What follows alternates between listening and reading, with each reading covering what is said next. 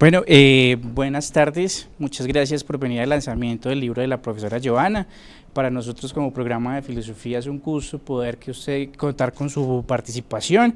La profesora Joana conversará directamente con la profesora Isis Vélez, también docente del programa de filosofía. La profesora Joana es filósofa feminista, doctora en filosofía por la Universidad de Leipzig en Alemania, magíster en educación por la Pontificia Universidad Javeriana de Bogotá y profesional en filosofía de la Universidad del Quindío. Ha complementado su formación con estudios especializados en violencia por razones de género y ecología con Claxo y ecología política feminista con la UNAM y con la Universidad de los Andes. Actualmente es docente del programa de filosofía y ha dictado cursos sobre epistemologías feministas, filosofía contemporánea y género. A manera de presentación, solo unas cositas muy puntuales. El texto es evidentemente un texto que su título es Colombianas en los años 20, pensamiento, asistencia, trabajo y lucha. Es el resultado de la tesis doctoral de la profesora Joana, que ha sido publicado en la editorial de la Universidad del Rosario, una editorial, digamos, interesante en estos temas. Entonces yo creo que ya le doy paso a la profe Isis para que nos empiece con la presentación, profe. Un poquito. Buenas tardes. Buenas tardes, muchas gracias Joana, y muchas gracias también a los asistentes por su presencia aquí.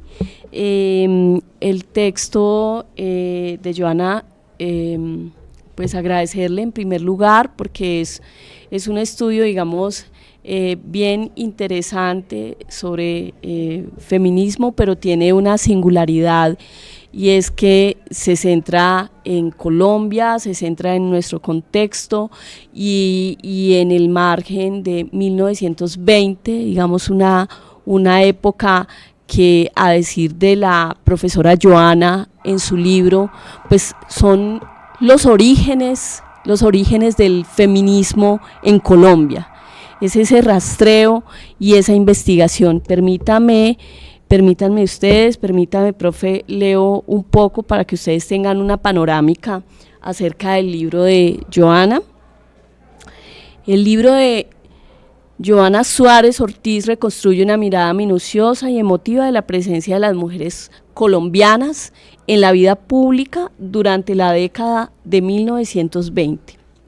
Un tiempo de profundas transformaciones sociales, políticas y culturales, a partir de un extenso trabajo con fuentes históricas, artículos de prensa, leyes, discursos, manuales de conducta y obras literarias.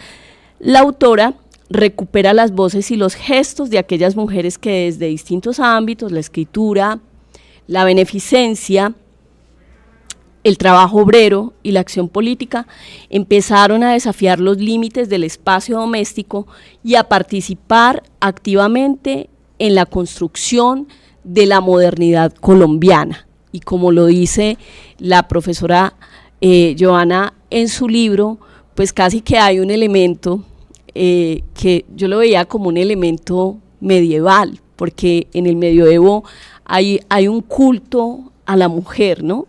Y el culto a la mujer se basa precisamente en esa figura de la Virgen María, y entonces lo que hace Joana es recuperar esa figura y bajo esa noción, ese concepto tan interesante en esta época que es el marianismo. Entonces la noción de marianismo es la noción que la profesora Joana pues trabaja a lo largo del texto. El marianismo, como ella misma lo va a indicar, va a ser este concepto que de alguna manera va a romper con estos límites. O sea, hay como una ruptura, es decir, hay como un disfraz allí de la tradición, hay como una máscara de la tradición a través de esa figura de la mujer, ¿no? Y luego, entonces, digamos, es la condición de posibilidad también para que la mujer irrumpa y digamos que rompa con esa vida privada, finalmente, esa vida doméstica a la que, digamos, había sido confinada, ¿sí?, hasta el momento. El relato comienza situando el contexto. Los años 20 fueron una época en la que el país empezaba a vivir los efectos de la industrialización, la urbanización y la emergencia de nuevas clases sociales. En medio de este proceso, las mujeres se incorporaron al mundo laboral. Algunas como obreras en fábricas o telefonistas, otras como empleadas domésticas o maestras, y muchas más desde la labor callada del cuidado. Entonces, ahí también aparece otra noción en el libro de la profesora Johanna, y es la noción del cuidado, la noción, y va conectada con la noción digamos, del marianismo, que inclusive la Iglesia tiene allí un papel fundamental, ¿no? Es un papel de enorme tensión, precisamente para que la mujer, y en general la mujer que está, digamos, en el contexto de la familia, pues, digamos, se mantenga. Digamos, el poder de la Iglesia, este poder patriarcal, el poder, digamos, de estos roles que digamos, indican que la mujer no debe romper esos límites, pues es curioso, porque entonces es casi como una invención de la libertad por estas mujeres a través de sus acciones. Bien, continúo acá, que no me va a perder. Suárez Ortiz muestra que esta irrupción femenina en la esfera pública no fue un hecho marginal, sino parte de un fenómeno más amplio que transformó silenciosamente la cultura y el imaginario social de la nación. El hilo conductor del libro es el concepto de marianismo, una noción que alude al modelo de mujer inspirado en la figura de la Virgen María, pura, sacrificada, madre y cuidadora. Es decir, a la mujer se le adjudican determinadas virtudes, ¿sí? Hay ciertas virtudes que finalmente la mujer acepta, lo narra Johanna en el texto, la profesora Johanna, y esas virtudes también se constituyen en un asunto liberador, ¿sí? Sobre todo a la hora en que va ganando cada vez más espacios en la vida pública, en la vida laboral y especialmente en la vida política, aunque en este momento, digamos, el voto, ¿sí? No es un asunto muy fuerte, pero digamos que es como un antecedente importante para, digamos, esa voz pública de la mujer. Bien, así lo que podía parecer una aceptación pasiva de los valores tradicionales se transforma en la interpretación de Suárez Ortiz en una estrategia política y cultural. Las mujeres utilizaron las virtudes del marianismo, estamos hablando de la caridad, la humildad, y bueno, uno podría enmarcar todo esto, ¿no? Como en un asunto que tiene que ver con la obediencia, ¿no? Un asunto que tiene que ver con esto. Así, lo que podía parecer una aceptación pasiva, me perdí. Como herramientas para actuar fuera del hogar, fundar escuelas, dirigir organizaciones de beneficencia, escribir en la prensa o liderar movimientos obreros, no sin una tensión constante de que hay también una jerarquía y que no todas las voces de las mujeres son escuchadas, sino de algunas mujeres, de ciertas mujeres, especialmente las mujeres que tienen mucho más acceso a la educación, al poder político, etcétera. Y bueno, yo voy capítulo por capítulo, pero pues yo lo voy a dejar así cortico para que conversemos, porque son como 2 páginas más casi, yo pensé que era una página. Entonces vamos a conversar para escuchar a la profesora Johanna, que es lo importante, pero esto es pues como un panorama. Entonces yo quisiera comenzar en la charla, después de dar este panorama, profesora Johanna, cuando usted realiza esta investigación sobre, digamos, ¿por qué se centra específicamente en 1920? Digamos, como para empezar a conversar, ¿por qué en 1920? Y lo otro, ¿cuáles el papel de ese movimiento, digamos, marianista. Empecemos a conversar sobre esto, digamos, sobre este tipo de mujeres y por qué se ascriben, cómo fue posible que se ascribieran a este movimiento y que ellas mismas se reconocen, ¿sí? Para que pues pudiera haber como una posibilidad de emancipación, de libertad. Bueno, buenas tardes, gracias a todas las personas que vinieron hoy acá.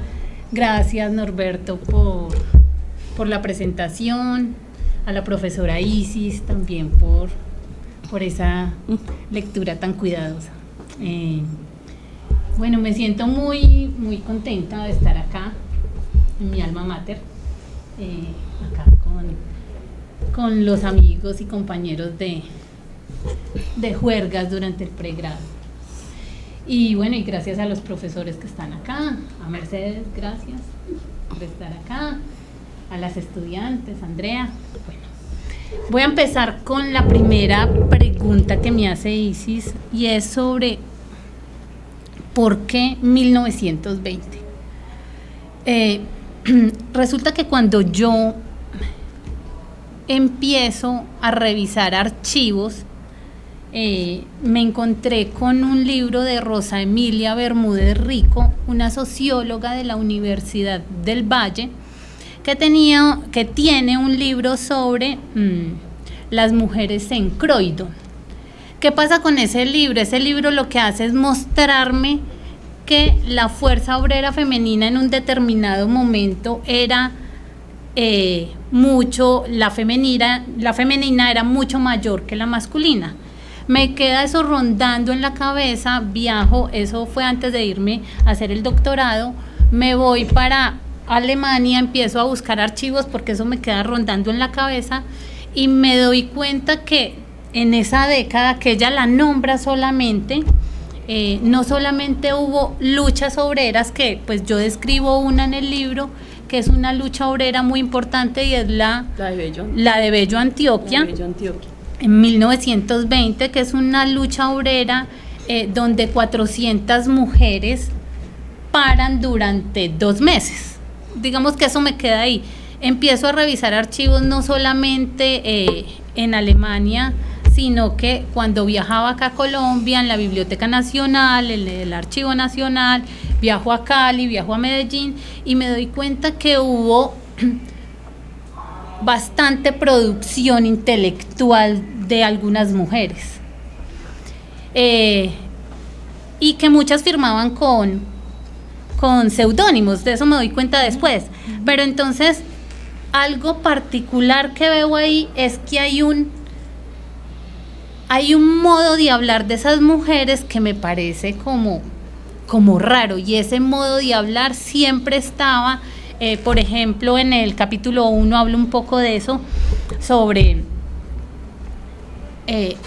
cuentos que las mujeres escribían y cómo se quejaban de la vida, de la maternidad, del matrimonio. Entonces, pero también por otro lado estaban enalteciendo ese modo de ser mamá y ese modo de ser esposas.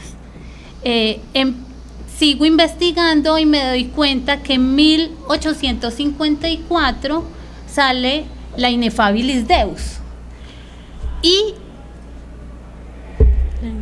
sí, claro, pero también sale en 1856 un poema de un inglés que se llama The Angel in the House, el ángel del hogar. Y como estos dos, tanto la Ineffabilis Deus como el ángel del hogar, tienen muchas similitudes, y es que todo el tiempo están diciendo que las mujeres deben ser buenas, castas, puras, deben ser calladas, siempre deben estar a la entrega de sus hijos. Entonces, claro, el dogma de la Inmaculada Concepción llega a Latinoamérica, que digamos que, y claro, y acá en Latinoamérica, dado que Latinoamérica, Colombia, y llega a Colombia, y Colombia es un país católico, recordemos también el concordato. Entonces esa firma que hace el Estado junto con la Iglesia, donde se dice que la religión católica debe ser impartida en toda la educación. Entonces ese discurso les llega a las mujeres, pero les llega a las mujeres no solamente a esas mujeres colombianas de ese momento, no solo por vía de los curas, sino que también por las revistas. También les llega, entonces uno dice, claro, les llega solo a ciertas mujeres, que tú lo nombrabas en un momento. Hay algo que puede parecer una generalización. Sin embargo, yo me atrevo a decir que el discurso mariano le llegaba a todas las mujeres. Y entonces dice, pero ¿cómo puede decir semejante cosa? Y digo, les llegaba a todas porque cuando tú ves en la beneficencia social, que es ese capítulo 2, llega un padre acá en Colombia, que es el padre Campo Amor, porque bueno, en ese momento también sale el Rerum Novarum contra los obreros, y esa Rerum Novarum en un momento lo que quería era que los obreros, ¿cierto?, no estuvieran en contra de las fábricas.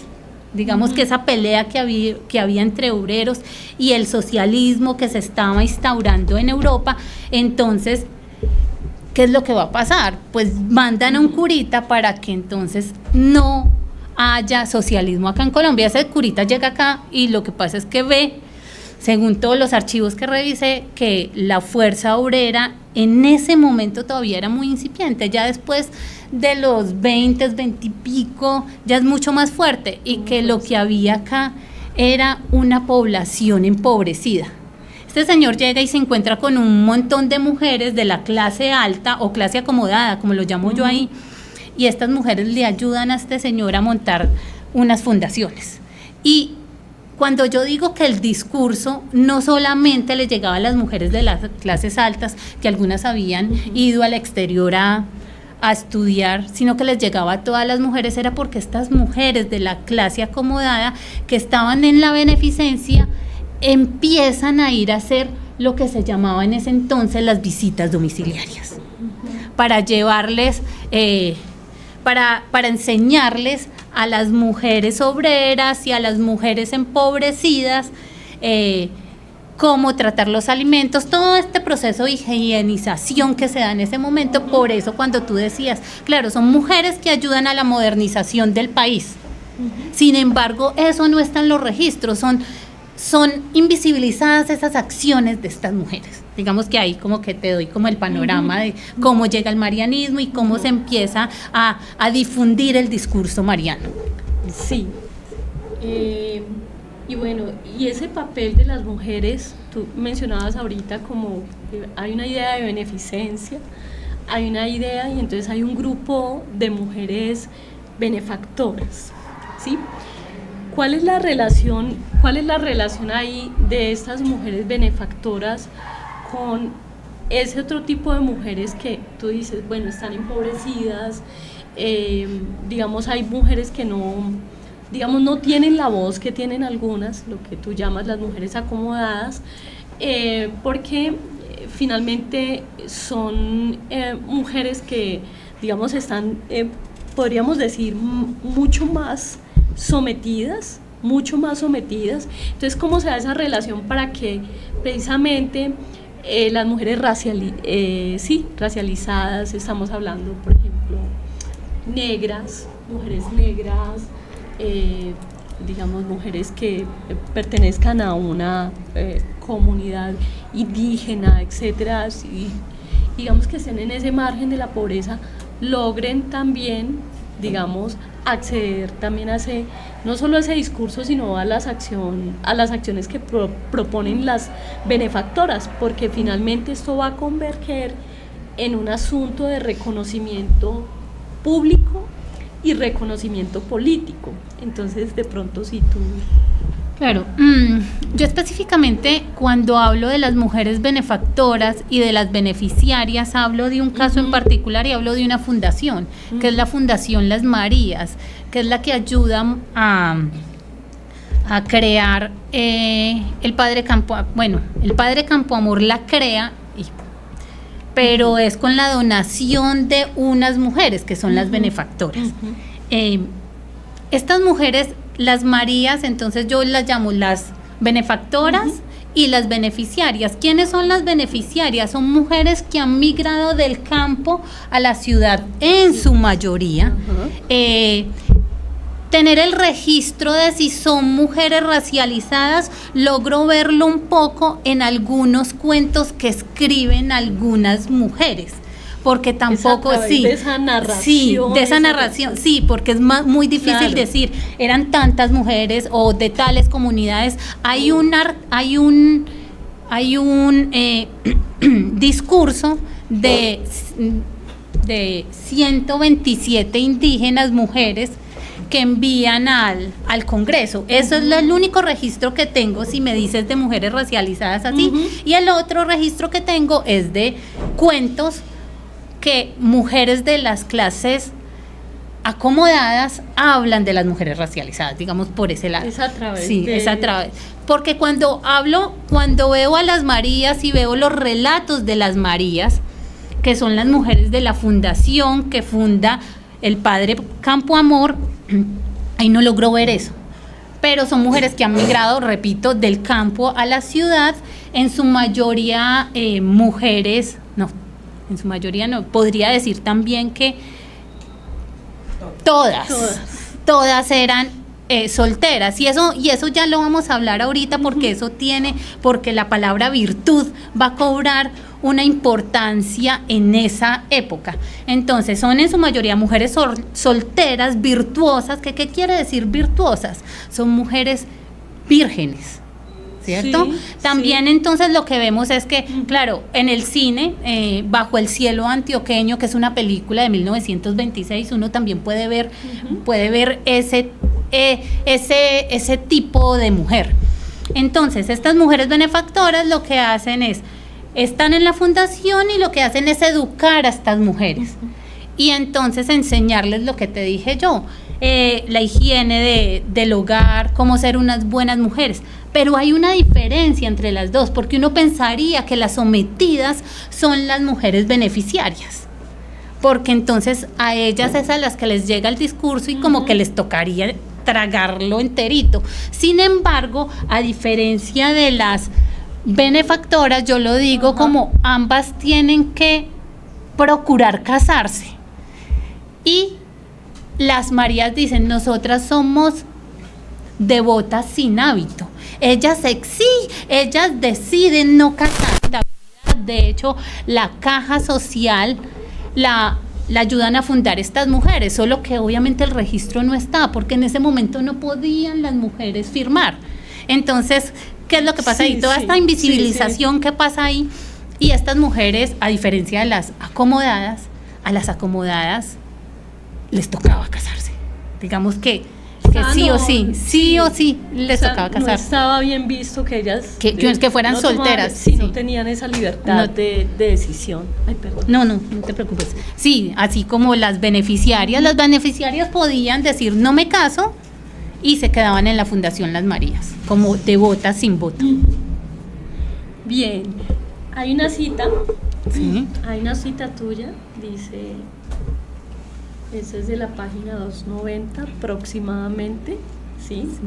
Y dice, la mujer moderna de los años 20 en Colombia no se pensó al margen del orden patriarcal, sino que lo transformó desde su interior, haciendo del cuidado una forma de libertad. Es una cita creo que del capítulo 5. Del capítulo 5. Entonces, a partir de esta cita, de pronto, ¿qué idea de la modernidad? Porque tú estás señalando que hay un protagonismo de las mujeres, ¿sí? Para, digamos, casi que si podemos hablar de modernidad en Colombia, entonces deberíamos reivindicar, ¿sí?, una investigación como la que realizas, y como las mujeres aportaron a la constitución de lo que podría llamarse modernidad en Colombia. Entonces, ¿cuál es esa idea, esa imagen de la modernidad en el libro? Y de acuerdo a la cita, ¿cierto? Dice que no se pensó al margen del orden patriarcal, sino que una transformación desde adentro, como aclarar ese aspecto. Yo desde el capítulo 2 acuño un término que se llama la ascética femenina. Y entonces la ascética femenina parte también de todo lo que tiene que ver con el discurso mariano, ¿cierto? Entonces ese modo de ser que se nos imponía, ¿cierto? Entonces está el discurso mariano que decía, solo hay un modo de ser, ¿cierto? Pura, santa o cuidadora, madre virtuosa. Sobre las mujeres recaía la tarea de hacerse de ese modo, ¿cierto? Una forma de educación. Sí, claro, sí. Está el discurso, viene, cae sobre mí y sobre mí cae la tarea de hacerme de ese modo, ¿sí? Porque es solo responsabilidad de las mujeres hacerse de ese modo. Eso es como esa tarea de hacerse de ese modo. A ese es el que yo llamo la ascética femenina. Y claro, cuando hablo de los procesos de modernización del país, yo no caigo, digamos que yo acá específicamente me distancio de esa discusión, si hubo modernidad, si no hubo modernidad acá en el país. Digamos que no me interesa, parto de los textos y de los archivos donde se está diciendo que hay modernización en el país. Y entonces, si hubo modernización en el país, esos procesos de higienización que hubo en ese momento, esos debates en torno a la degeneración de la raza, donde las mujeres estaban participando indirectamente para mejorar la raza en ese momento, que esos son todos los procesos de modernización que se están llevando a cabo, para que entonces las familias estén mejor, no viven en condiciones precarias. Ellas están contribuyendo a eso. Y de hecho se tienen que formar porque también hay una discusión y una exigencia de las mujeres es decir, no habían derechos para ellas, no habían derechos, y entonces en términos de la educación ellas casi que tuvieron que efectuar una exigencia a través de ese discurso mariano, es decir, mire, creo que algunas se presentaron al Congreso, claro. Tú decías, hay una exigencia que llega inclusive hasta el Congreso, y es que la mujer tiene que ir a la universidad y tiene que formarse precisamente para seguir siendo virtuosa, es decir, para continuar con sus labores de crianza, etcétera. ¿Cómo lo concebiste allí? Claro, hay algo que pasa y es algo que muestro creo que es en el tercer capítulo, cuarto, siempre en el último capítulo, y es que yo muestro lo siguiente, y muestro una estrategia de las mujeres de los años 20. Entonces hablo de los objetivos mediatos e inmediatos. Las mujeres en 1923 se alían con algunos congresistas liberales y lo que hacen es pedir que se les den derechos civiles totales. ¿Qué significa eso? Porque en general, cuando pensamos en movimientos o luchas de mujeres, y si lo ponemos luchas de mujeres feministas, siempre pensamos que las luchas de las mujeres, si las leemos desde ese discurso internacional de los feminismos, lo que pensamos es que las luchas de las mujeres empiezan pidiendo que se les deje votar. Y entonces uno dice, y cuando se lee eso acá en Colombia, uno dice, no, pues entonces acá las mujeres pudimos votar en el 57, en el 54 se dio la aprobación, en el 57, entonces uno diría, ¿qué sentido tiene? Antes esas luchas no fueron posibles, sin embargo, por eso te preguntaba un poco por 1920. Claro, y estas mujeres, ¿qué es lo que va a pasar? En 1923 pasan un proyecto de ley para que les den derechos civiles totales, sin embargo, se los niegan. Entonces, yo digo que hay una estrategia, porque ellas al pedir derechos civiles totales, si ustedes han visto las luchas de las sufragistas en Inglaterra, todas las pancourts, entonces estas esos discursos les llegaban, como lo muestro también ahí, como por la prensa llegaba qué era lo que estaba pasando en Inglaterra y con ese movimiento que era tan fuerte. Estas mujeres de aquí piden derechos civiles totales, se los niegan, y yo digo, al recular, ellas dicen, bueno, cambiemos la estrategia. ¿Y cuál es la estrategia? Entonces dicen, hay varias citas, es que no tengo el libro, bueno, allá está, para leerles algunas donde van a decir en algún momento algunos senadores lo siguiente, y es que el papel de las mujeres es educar a los futuros ciudadanos de este país. Entonces ellas van a decir lo siguiente, y es, perfecto, sí. Nosotras somos las educadoras en valores, nosotras somos unas Marianas, pero por eso, como somos las madres de estos futuros ciudadanos, estos futuros gobernantes, necesitamos estar educadas. Entonces, de pedir derechos civiles totales, ellas pasan a pedir que se les deje ingresar a la educación superior. Piden eso y les responden que en ningún momento se les había negado el acceso a la educación superior a las mujeres. Y ellas dicen, momento, sí, en ningún momento ha pasado eso. Sin embargo, a nosotras no podemos cursar los 2 años que nos posibilitan para ingresar a la educación superior. Digamos que esa es una lucha, yo digo, pasan de unos objetivos mediatos a unos inmediatos. Inmediatamente, apenas en 1933, el 1 de enero, nos dan los derechos para ingresar a la educación superior, volvemos a los objetivos mediatos, y es que queremos derechos civiles totales. Pero ¿qué implica? No era solo votar, porque mucha gente piensa, es que querían votar. Resulta que no teníamos la posibilidad de divorciarnos, y eso era un grave problema, porque si nos divorciábamos, los hijos quedaban con el señor que había hecho los hijos con nosotros. Y entonces lo que querían ellas en ese momento era quedarse con los niños. Entonces no es tanto esta cuestión de quiero derechos, gracias profesor, gracias.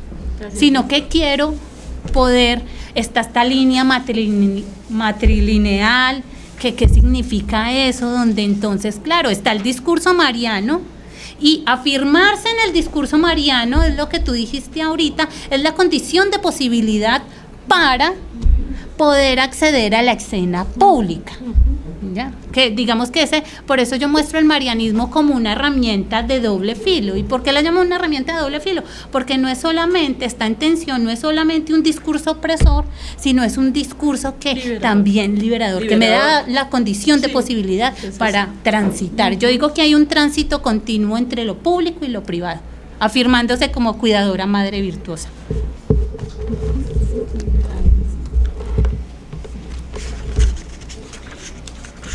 Bien, hay también un elemento que me llama la atención. De hecho, la profesora Johanna trabaja allí algunos autores, entre ellos Foucault, y vi en algunos pasajes una influencia allí de Foucault, sobre todo en términos pues biopolíticos.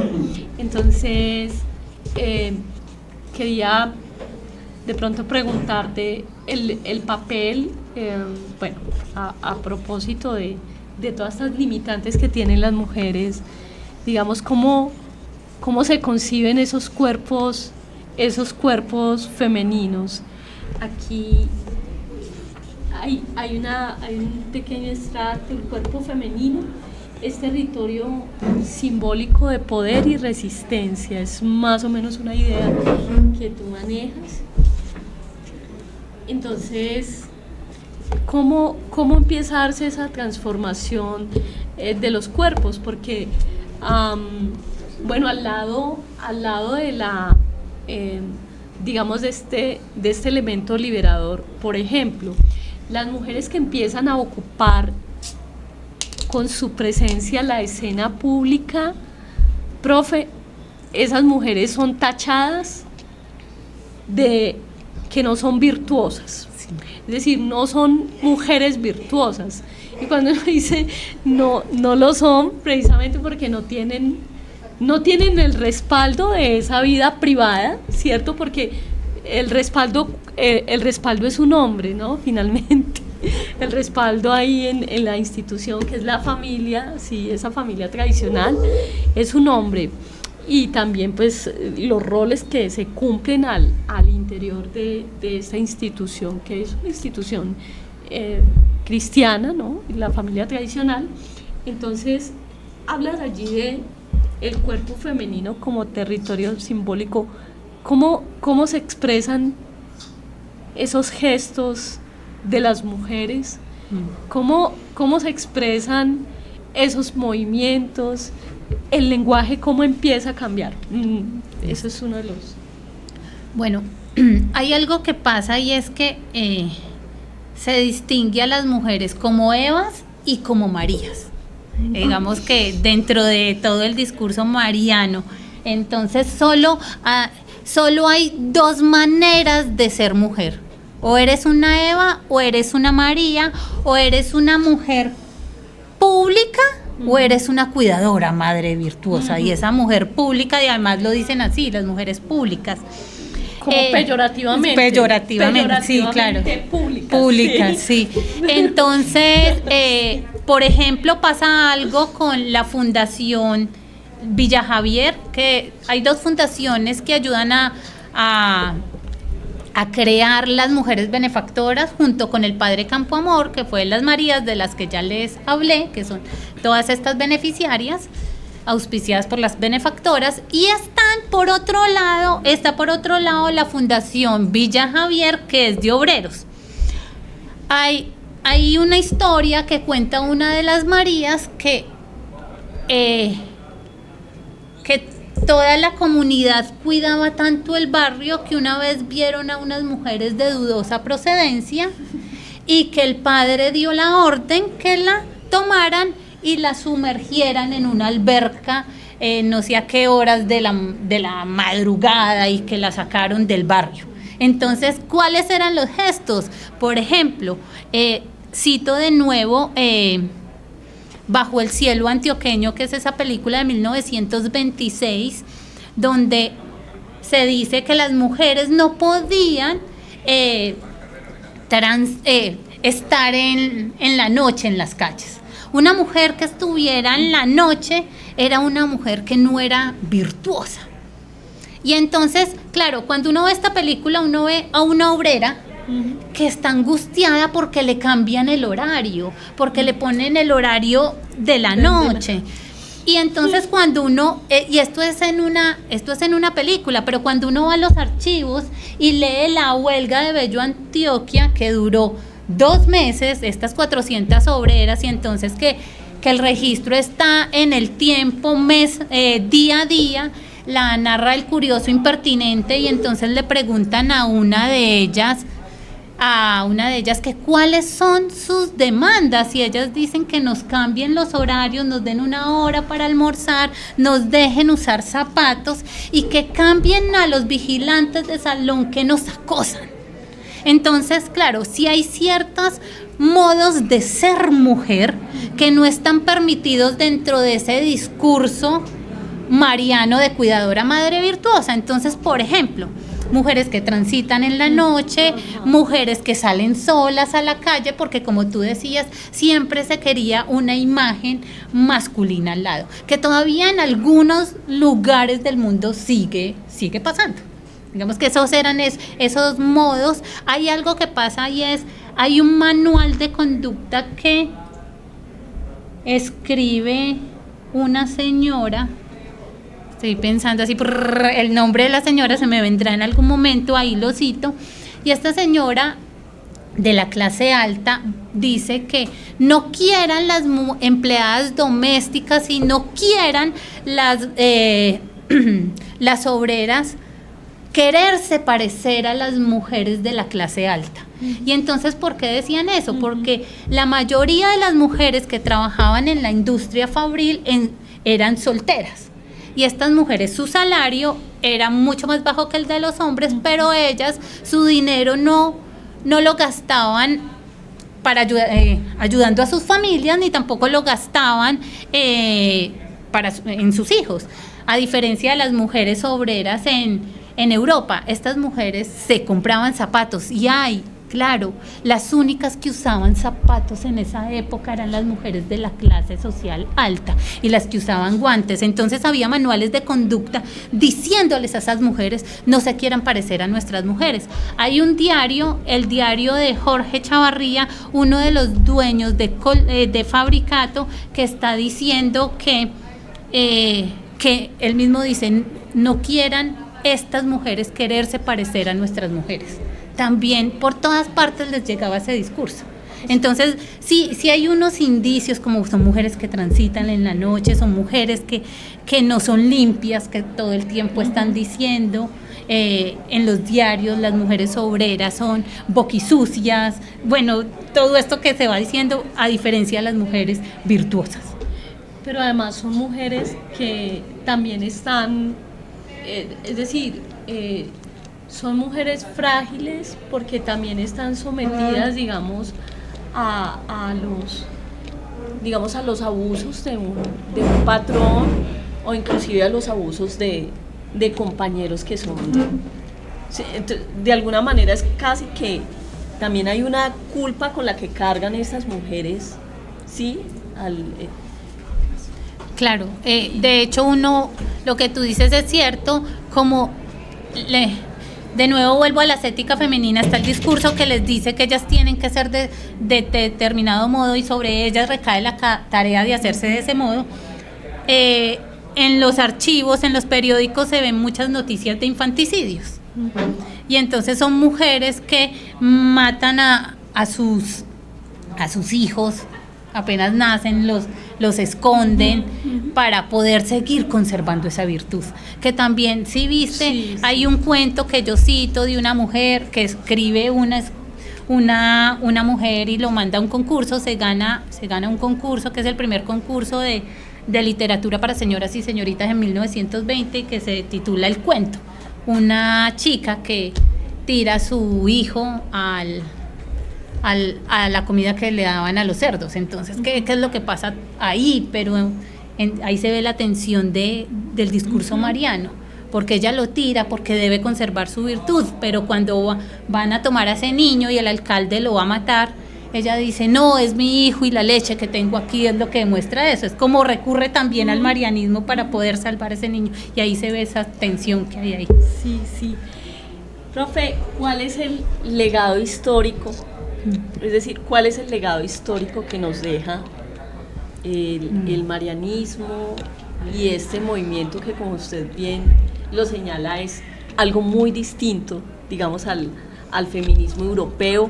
Porque también se señala allí en el libro que hay un vínculo también con el mundo internacional, hay mujeres que pudieron viajar en ese momento y tener contacto, digamos, con las exigencias de estas feministas, que yo digo, son mundos muy distintos, pero el hecho de poder conectarse en ese momento, ese tipo de mujeres lo hace muy interesante. Entonces, de pronto, ¿cómo se dio ese tipo de vínculo y que algunas mujeres pudiesen viajar y pudiesen tener, digamos, un panorama más amplio de sus propios problemas y entendimiento también de esta problemática feminista? Y lo otro es el legado histórico. Listo. En 1930 acá en Colombia se celebra el 4º Congreso Internacional Femenino. Ese Congreso Internacional Femenino, una de las organizadoras, Georgina Fletcher, está teniendo contacto con la Colombín Carmen de Burgos en España, y con Elena Arizmendi. Elena Arizmendi era la secretaria de la Liga Internacional de Mujeres Ibéricas. ¿Qué es lo que va a pasar ahí? Elena Arizmendi había viajado en 1922 a Oregón a un Congreso Mundial de Mujeres, de feministas, y ahí en ese momento Elena Arizmendi se da cuenta que las luchas de estas mujeres de estas mujeres en otros lugares del mundo no tenían nada que ver con las luchas de nuestras mujeres, que eran diferentes. De hecho, estas mujeres en otro lugar están diciendo, las latinoamericanas nunca van a llegar a ser feministas ni a luchar por sus derechos. Y entonces Elena Arizmendi crea la Liga junto con Carmen de Burgos, crean una revista que se llama la revista La Raza, y ya había en 1911 fue el primer congreso internacional en Argentina, después se da uno en Chile, tratan de hacerlo antes acá en Colombia, no se puede, y lo hacen acá en 1930.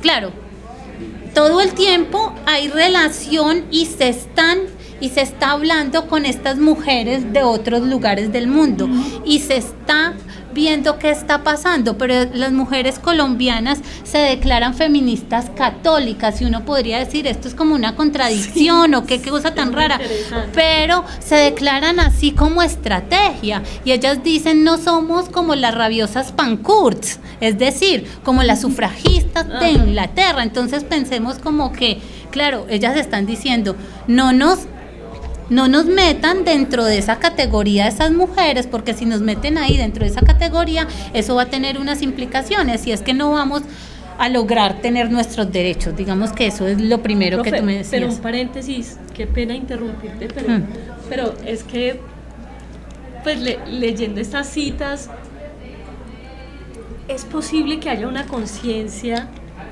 porque tu tesis apunta a ello, que haya una conciencia de este movimiento de mujeres marianas, ¿sí? Mujeres que van a cuidar de la virtud, entre otras cosas, ¿sí?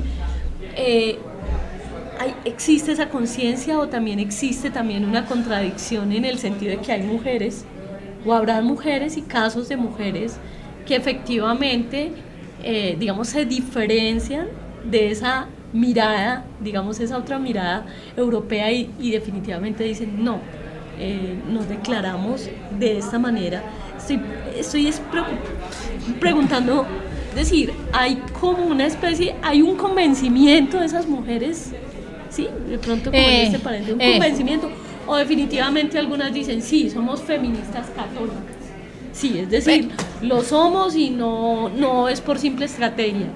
Estamos convencidas de los valores católicos, algo así, no sé. O se veían contradicciones. Claro, pero como todo, se ve la tensión. Digamos que poder, como decir, blanco, negro, verdadero, falso, que pues establecer eso en esas binas. Digamos que no es mi intención, sino mostrar la tensión constante que hay ahí. Que claro, que si bien es cierto, afirmarse en el modo de ser mariano les sirve para transitar en ese momento. En otro momento dejan el marianismo, como que es la estrategia. Vale. Sí, y como decir, sí, pues uno puede verlo en las Marías, sin embargo, también uno dice, y en los cuentos, sí, están defendiendo todo el tiempo el matrimonio, pero no.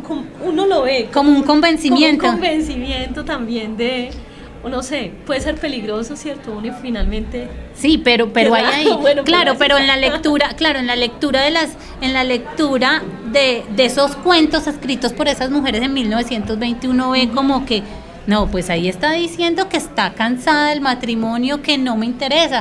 Es como cuando uno lee también a Soledad Acosta de Samper, que uno lo ve un poco ahí, como renegando de este mundo que les tocó a las mujeres en esa época. Sí. Sí. La conversación sigue en la librería de la acción de las 6:30. Listo. Sí. Entonces es como, ¿cuál es ese legado histórico y qué es lo que nos deja? Ya. Listo. Yo cuando pienso en un legado histórico que deja este tipo de estudios es, como les decía al principio, cuando pensamos en las luchas de mujeres internacionalmente, pensamos en en los feminismos y lo pensamos en las olas del feminismo, la primera ola, la sufragista, la segunda ola, la tercera ola y la cuarta ola en la que estamos. Y entonces si leemos las luchas de las mujeres latinoamericanas y colombianas dentro de esas olas, esto no cabría ahí. Y entonces para mí es un poco como lo expreso también, y ya después hablaremos de eso con la filosofía y qué pasa si desordenamos esos modos hegemónicos de decir qué pasa, porque entonces para mí los feminismos son alianzas entre cuerpos heterogéneos, y si son alianzas entre cuerpos heterogéneos y si son luchas de mujeres y luchas por unas causas comunes, hubo feminismo desde mucho antes de esas primeras olas o desde ese discurso hegemónico que nos muestran, y yo diría que ese es el legado, y esta es la muestra con archivo. Pues yo estoy haciendo una investigación situada donde estoy mostrando, hay archivos, hay leyes, hay cuentos, hay proyectos de ley y hay un montón de discursos escritos por mujeres, y hay unas huelgas que hicieron las mujeres en 1920 y hay un montón de cosas que hicieron las mujeres en esa época que están invisibilizadas, y que es importante visibilizarlas, porque es importante para nosotras tener ese tipo de referentes. Y yo digo, y es importante para nosotros que algunos de esos referentes sean introducidos en los programas de nuestras facultades y todo. ¿Para qué? Para no sé, romper con esas injusticias epistémicas que hay. Yo digo como, claro, ¿y qué pasa ahí? Claro. Obviamente sin desconocer que es importante aprender del canon. Sí. Bueno, profe, muchas gracias. Bueno. Muchas gracias a ustedes.